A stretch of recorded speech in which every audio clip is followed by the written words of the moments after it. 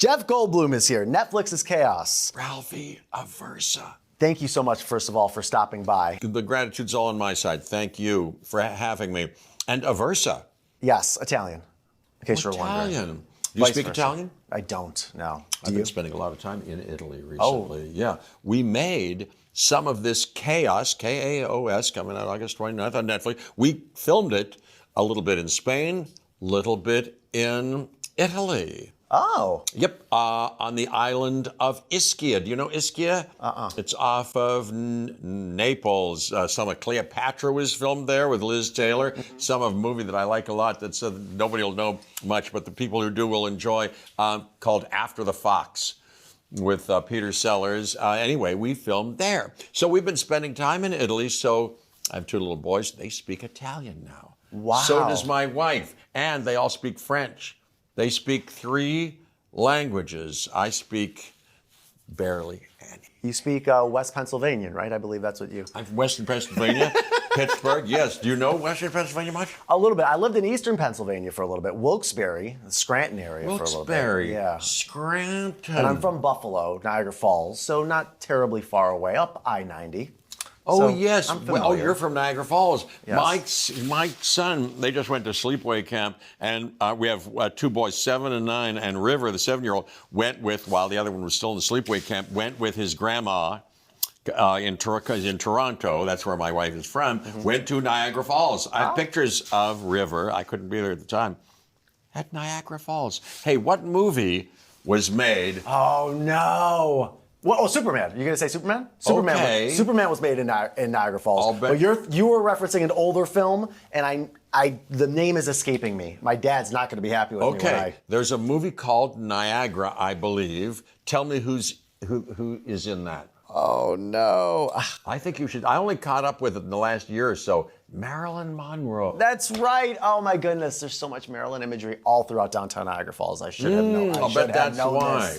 I should. Yes, I did know this. After watching some of the episodes of this series, one of the first things that came to my mind was, have you ever gotten so mad about losing something that you wanted to shoot someone? This character's crazy. No, I've never wanted to shoot. No, I mean, look, as an actor, you try to use every part of yourself, and you have to use, and we're all made up of every part of everybody. So, and you have to have the gift of fury to play all sorts of parts, and to play this part, I had to pretend like, I wanted to shoot somebody. And shame on this version of this Zeus character. I like this show.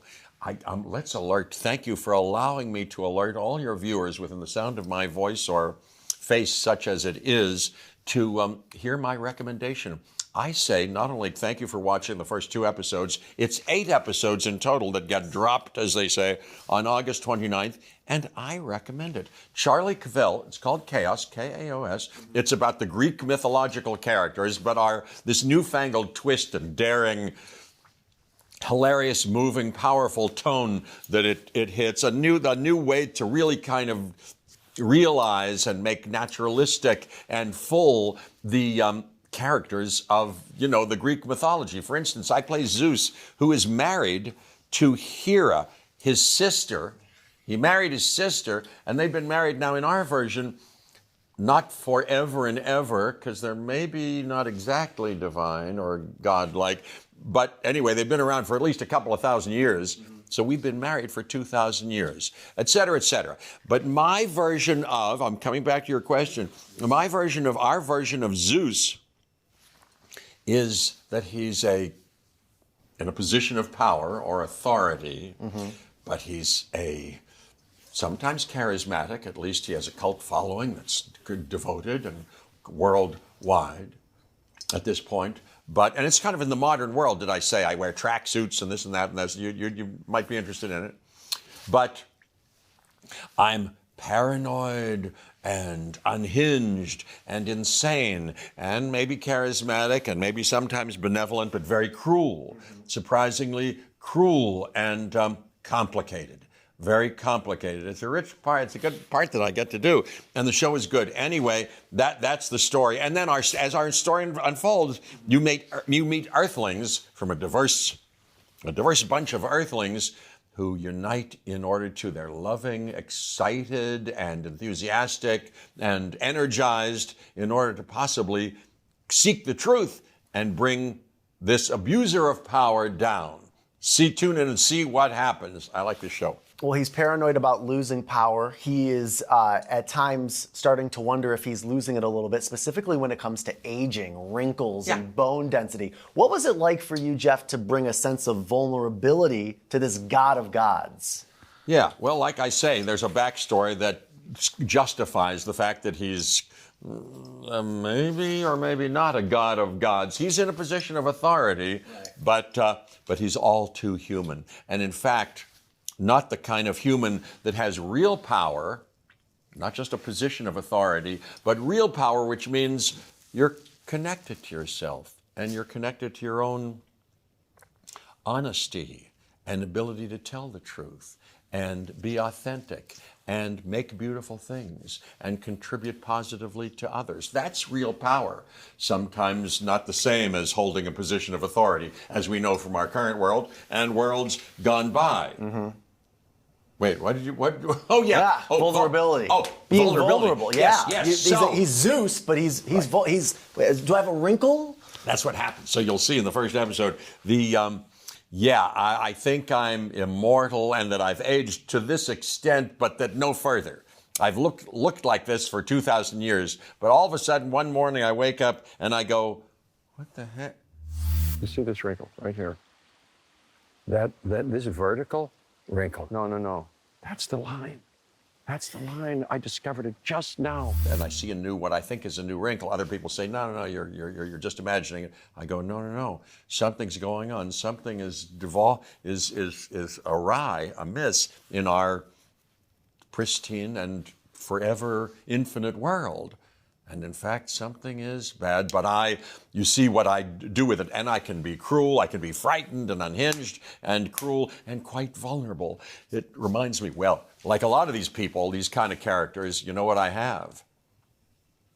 Old issues in my family life and upbringing. My father, as it turns out, in the original myth and in our version, another variation of it, my father tried to kill me.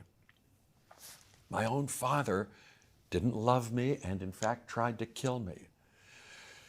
I think that's, even though it's 2,000 years ago, unresolved and has left me with wounds and vulnerabilities. Certainly explains Zeus's relationship with his kids. And then I've got many kids. I have an open relationship with my wife, sister, here, played by the great Janet McTeer. We have many lovers. She does. We laugh about them, we talk about them. And so I've procreated with earthlings. And one of them, played by Naban Rizwan, is there in our story. But then she gets jealous about another affair that I have. And I hear about somebody that she's with that she hasn't told me about. And I get enraged about that, et cetera, et cetera. How did we start talking about that? We were talking about vulnerabilities, of course. Oh, yeah. Oh, no. And the issue with my dad yes. and how I revisit it upon my kids. Yes, the cycle of insanity and abuse is not, I don't stop with me, which is as parents, I'm sure you know, is our responsibility to do everything we did right that the parents did, but try to do a little bit better, too. So some of these scenes made me uncomfortable. I'm so sorry. I apologize. It's fine. In a bad way or a good way? I was not looking for well. Sometimes discomfort is a good portal into. Get you thinking, that's for sure. Oh, that's good. I was curious, though, especially looking at all of the films you've been in, what does it take for you to be uncomfortable? Like, I feel like your sense of that or your zone is maybe a little larger, that comfort zone, than the average person. Ralphie, that's good. Really? That I'm, yes. Well, that's a funny thing you just said.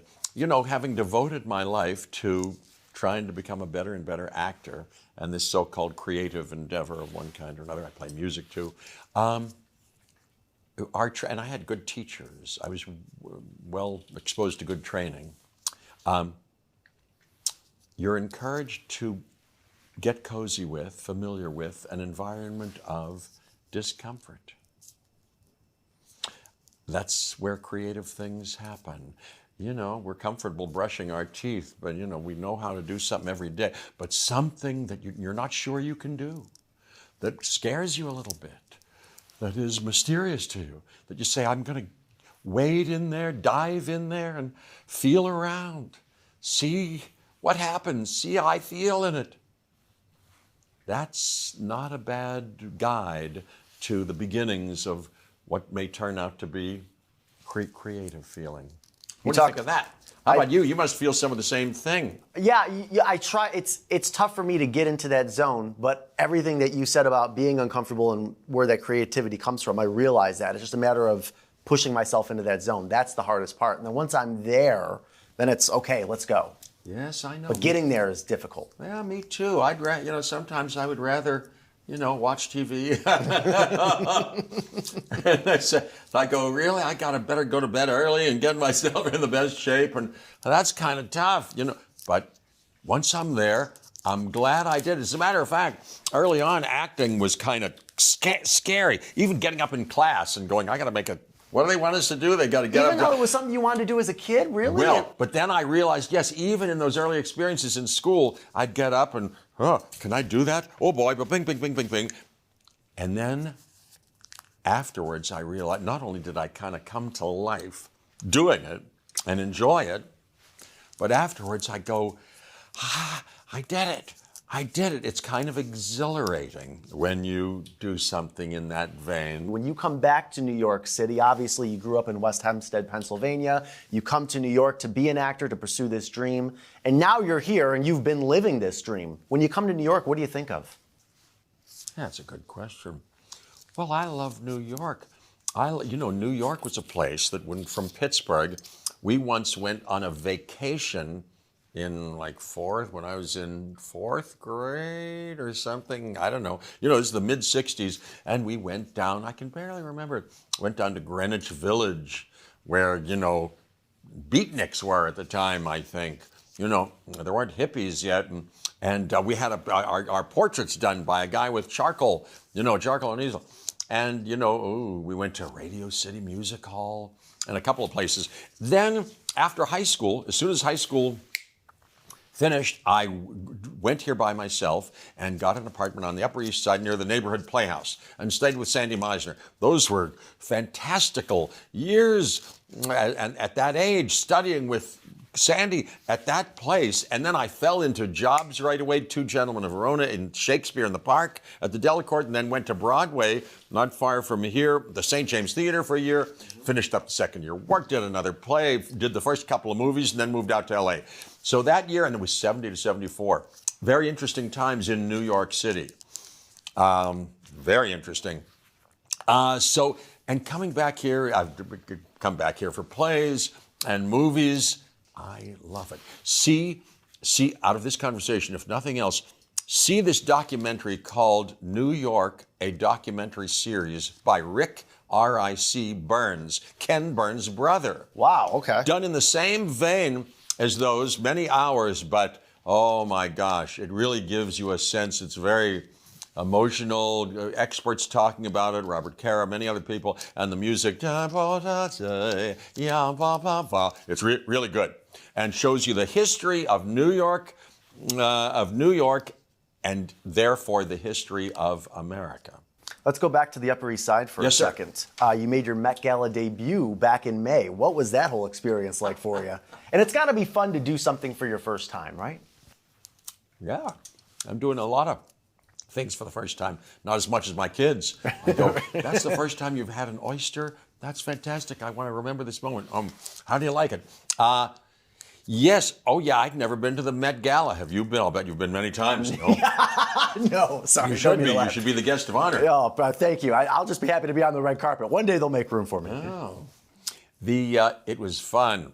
I had a good time. We figured out, me and Andrew Vatera, my stylist, figured out something for me to wear at the last minute. I was invited at the last minute. And some of those people really kind of spend months doing a whole science project, and they doll themselves up. But we got help, and I tried to fulfill the assignment, and it was fun. Anna Wintour was so nice to meet, and she was so lovely, and the whole event was great. Cynthia Erivo and Ariana Grande sang at it inside those halls, and the whole exhibition of these gowns and stuff was great. Fantastic. Jonathan Anderson, Loewe, fantastic. And the people I saw there and hung out with, it was really fun. Really, really fun. When Cynthia and Ariana are singing, are you tempted at all to maybe go up and join them, and it'll be a whole Wicked preview right there at the Met Gala? That's so funny. No, not tempted. They are, you'd think they could be intimidating, but I was on set with them playing The Wizard of Oz as they were playing The Witches. It's coming out in November. Ooh, have you seen that? Do you like that play? I've never seen Wicked. I've seen, obviously, The Wizard of Oz. I've never seen Wicked, though. Oh, you got to see Wicked. People, it's a phenomenon for the last 20 years. Stephen Schwartz wrote the music. People love it. I saw it when it was first on Broadway. Cried my eyes out. Same thing when I took the kids and my wife to see it just before I did it. It's fantastic. And on set, like I say, they could have been intimidating because they are gifted beyond belief. As you know, they're spectacular. But you see how stupid I am and bushy-tailed for no reason. I went, let's sing this song and let's sing that song. And, we had a grand time. I adored doing that. Michelle Yeoh is in it, and Jonathan Bailey. And John M. Chu directed it. Ooh, really good. You're as excited about it seems, as other people are. Because what have you made of the buzz around this? I am. Even if I wasn't in it, I'd be doing what everybody's doing it. No, I can't wait to see that. Yeah, no, I'm a fan like that. Your jacket, it's incredible. Please, an ode to Pittsburgh, I would imagine, with the black and yellow and the P. I'll tell you everything about it. It seems like it's just accidental that it seems like a vintage Pittsburgh Steelers or Pirates jacket. Yeah. Not from Pittsburgh. Nope. You know what this is? This is a Prada. A new Prada jacket that they sent me and gave to me. And Andrew said, "Oh yeah, wear this on this with Ralphie." No. It seems like I don't even know the explanation. It must be that 1913 is the year Prada did something. Yeah. And this is Prada, but it looks like I look like a regular guy wearing a Pittsburgh. If you didn't know any better, yeah. We saw you at the Super Bowl as well. Are you getting excited for the Steelers here this season? A lot of talk about the quarterbacks. I don't know how much you're getting into it, or maybe you're getting your sons into it as well. Maybe that's something, because you connected with your father over the Steelers, right? That's absolutely correct. You good researcher. Dr. Harold Goldblum and I went to Steelers home games every time they were there. I loved it. That was when Pitt Stadium and Forbes Field, that's where they were playing the games. It was before Three Rivers. It was great. My sons, they're into soccer and they play. They're not watching so much. We try to keep them off the devices anyway and screen time to a minimum. I used to waste all of Sunday watching football and many other days too. Now we've been in a different time zone for many reasons. I've been working, and so the kids, they know I'm a Steelers fan, but no, not yet. We haven't been to really a game yet, but I'm into it. But so these couple of preseason games I've seen already. This quarterback controversy I know about. I don't know. I'm ready. I'm too emotional. I'm too invested, and I'm already ready to go. Don't get too excited.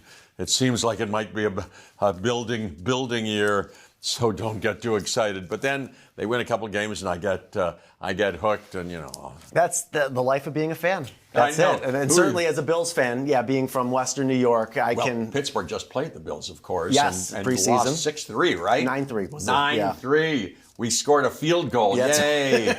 Oh, my gosh. It's preseason, though. Okay. It's fine. Okay. It's good. Let's end on this. The show on Netflix, it's called Kaos. A lot of talk about prophecy. Do you believe in prophecy? Do I believe in prophecy? No. No one, even these people who have a shingle outside and a crystal ball, say they can tell the future.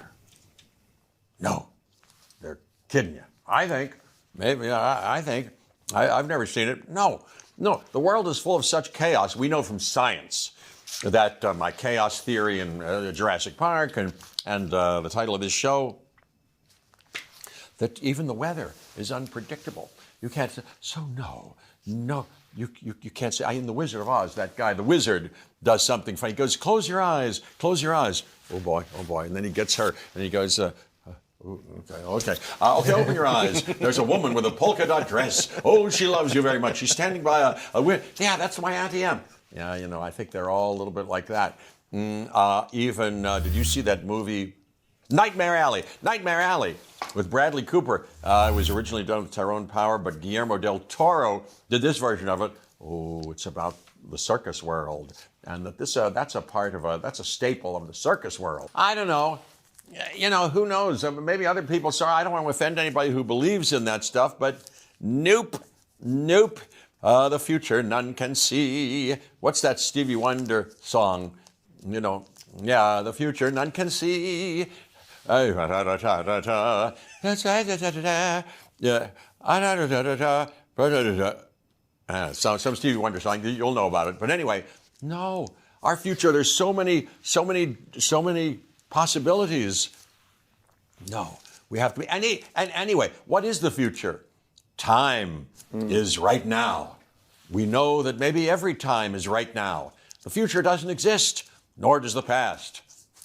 And that is perfect. By the way, Nightmare Alley was filmed in Buffalo. What was? Nightmare Alley. It was? Yes. My uncle's a part of the stage union up there and was a part of the film. Yes. So there you go. Congratulations. To my Uncle Dave, yes. Say hi to Uncle Dave. I like that movie a lot. Of course, this filmed in Spain and Italy. Kaos, Netflix. Kaos, K-A-O-S, Netflix. I do recommend. Gets 10 Goldblums out of a possible 10 Goldblums. That's my highest rating. And I like it. I know I'm supposed to be plugging it, but I actually like it. Jeff, thank you so much for stopping by.